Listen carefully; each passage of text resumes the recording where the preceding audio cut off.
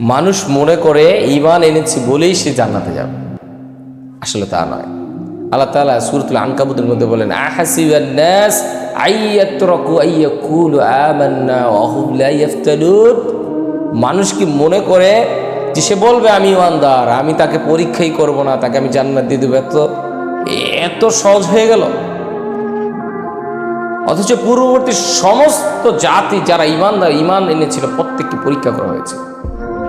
পরীক্ষায় এমন হয়েছিল, রসুল পর্যন্ত বলেছিল মাতা নাসরুল্লাহ, কখন আসবে আল্লাহর সাহায্য।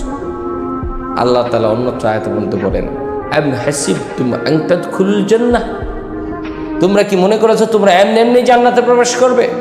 মানুষ মনে করে নামাজ পড়েছি, রোজা রেখেছি, জান্নাতে চলে যাব। না, আল্লাহ তাআলা বলতেছেন তোমরা কি মনে করেছো এমনি এমনি জান্নাতে চলে যাবে?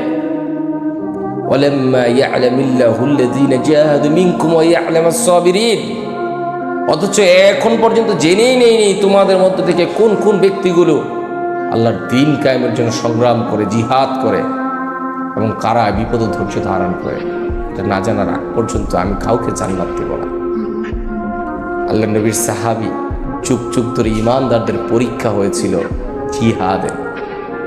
জিহাদের ময়দানে। মানুষ মনে করে জিহাদি চিন্তা চেতনা ছাড়া সে জান্নাতে চলে যাবে। না, মুজাহাদা শর্ত, শহীদি তামান্না কামনা হওয়া শর্ত। যে ব্যক্তি, আল্লাহ নবী বলেন, যে ব্যক্তি শহীদ হওয়ার জন্য ইচ্ছা যার অন্তরের ভিতরে নাই, শহীদ হওয়ার ইচ্ছা যার অন্তরের ভিতরে নাই, তার মৃত্যুটা হবে মুনাফিকের মৃত্যু। আমরা সব দিতে রাজি, কিন্তু জীবন দিতে রাজি নয়। মুসলমানদেরকে সবসময় আল্লাহর জন্য জীবন উৎসর্গকারী হতে হবে। আল্লাহ তাআলা আমাদের এই জীবনটাকে আল্লাহর জন্য উৎসর্গ করার তৌফিক দান করুক।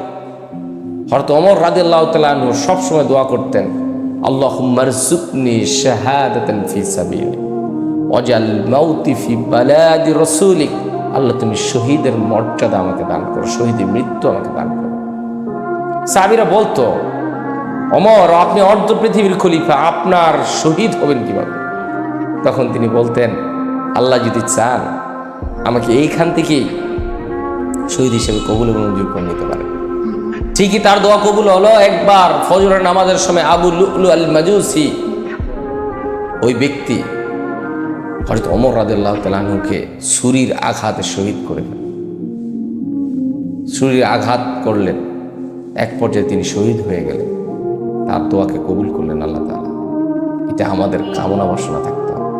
আমরা দোয়া করি, আল্লাহুম্মা রযুকনি শাহাদাতান ফি সাবিলিক, আল্লাহ তুমি আমাকে শহীদি মর্যাদা, শহীদি মৃত্যু দান করো, শহীদি রিজিক দান করো। কেন চাবেন না?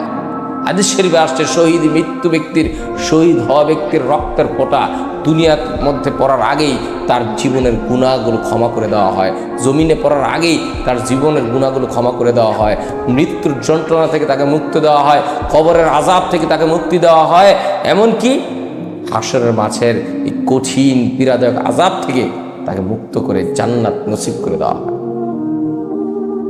আসুন আমরা সকলে শহীদ মৃত্যু কামনা করি। ইসলামের জন্য, দ্বীন কায়েমের জন্য আমরা যেন নিজেদের জীবনকে সবসময় উৎসর্গ করতে পারি, এই কামনা বাসনা যেন আমাদের ভিতরে থাকে। আল্লাহ তাআলা তৌফিক দান করুক। আসসালামু আলাইকুম ওয়া রাহমাতুল্লাহি তাআলা ওয়া বারাকাতুহু।